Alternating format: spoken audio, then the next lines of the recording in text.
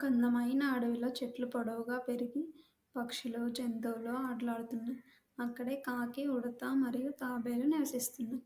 కాకి చాలా మెలకువగానే ఉంటుంది, కానీ పనులు చేయడానికి మాత్రం బద్ధకస్తురాలు. ఒకరోజు కాకి చెట్టు కొమ్మపై కూర్చొని చింటూ, ఉడత గింజలు ఏరుతుంటే దాన్ని చూస్తూ మనసులో ఇలా అనుకుంటుంది: అబ్బో, అంత కష్టం నాకెందుకు? చింటూ గింజలు సేకరించిన తర్వాత నేను అవి తీసుకొని తింటే సరిపోతుంది కదా అని. కానీ చింటూ తెలివైనవాడు.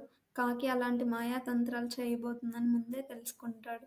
చింటూ కాకికి ఎలా అయినా బుద్ధి చెప్పాలని కొన్ని గింజలకు రెడ్ ఇంకా ఆరెంజ్ రంగులేసి బయట ఉంచుతాడు.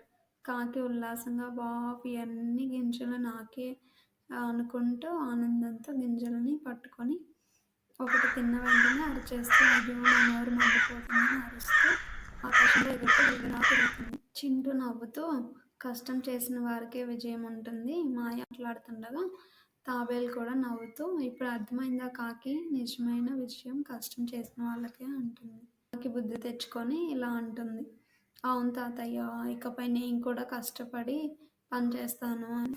అప్పటి నుంచి కాకి చింటూకి సహాయపడుతూ గింజలు సేకరిస్తూ కలిసిమెలిసి పని చేసుకుంటూ ఉంటారు. జీవితంలో కొంతసేపటికి మాయా మార్గాలు ఉపయోగపడతాయని అనిపించినా నిజమైన విజయం కష్టపడైన వారికే దక్కుతుంది.